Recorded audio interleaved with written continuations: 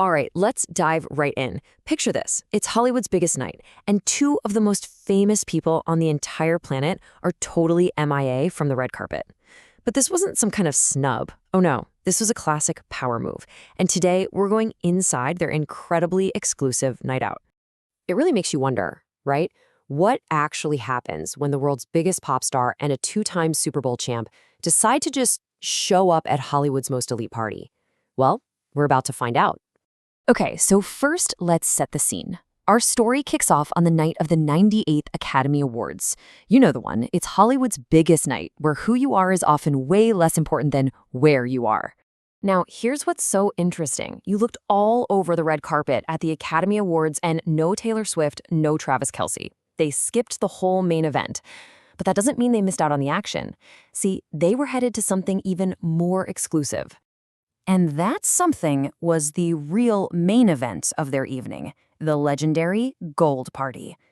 We're talking about an event so private, it basically makes the Oscars look like an open house. Yeah, this is not just any old after-party. This is the annual Gold Party, hosted by none other than Jay-Z and Beyoncé, and it all goes down at the iconic Chateau Marmont. So if the Oscars are the big public stage, this party, well, this is like the super secret, ultra A-list green room where the real power players hang out. So what was the vibe like inside this crazy exclusive world? A source for People magazine just nailed it, saying everyone was in a celebrity mood. You can just feel that, can't you? The energy is exclusive, it's electric, and it's just radiating pure star power. But here's a detail that really puts the whole night into perspective. As massively famous as Taylor and Travis are, they weren't even the main attraction. A source revealed that the real center of attention was the actor Michael B. Jordan, who was celebrating his big Oscar win for Sinner Citizens. I mean, that just tells you the level of stardom that was packed into this one room. So if the big spotlight was on the Oscar winners, what were Taylor Swift and Travis Kelce actually doing? This is where we get to zoom in on their A-list interactions and really see how they moved through that inner circle. That same source mentioned that Taylor was dancing with her friends and having a great time. So you get this picture of her not just showing up, but being totally in her element. Just relaxed and having fun, celebrating with her friends. And this right here says it all about their status at this party. They weren't just guests tucked away in a corner. They were seen mingling directly with the hosts, Jay-Z and Beyoncé themselves.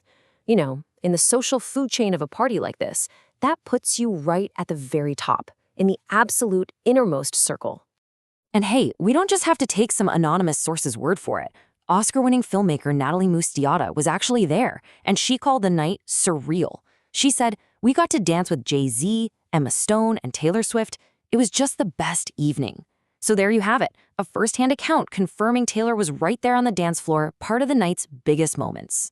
Okay, but while the Gold Party gives us that high glamour, celebrity side of things, there's another story that shows a totally different perspective. This little anecdote really cuts through all the spectacle and gives us a picture of a surprisingly down-to-earth superstar. And this story comes from someone who knows Travis Kelce really well, his former Chiefs teammate Trent McDuffie.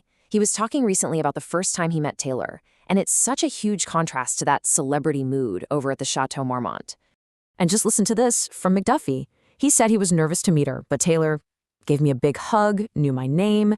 I was like, wow, this is surreal. I mean, that's just such a powerful story. It shows this genuine, really personal side to her, a world away from the flashing lights and exclusive parties.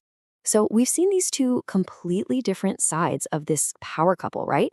Navigating the absolute peak of Hollywood and then connecting in this really personal, down-to-earth moment. Which, of course, leads us to the big question, what's next for them? Well, according to the sources, their paths are pretty clear for the near future. Professionally, it's back to business for Travis Kelce. He just announced he's coming back to the Kansas City Chiefs for his 14th NFL season. And on the personal side, the couple is apparently focused on planning their wedding in Rhode Island. It's really the classic power couple move, isn't it? Balancing these huge careers with massive life milestones.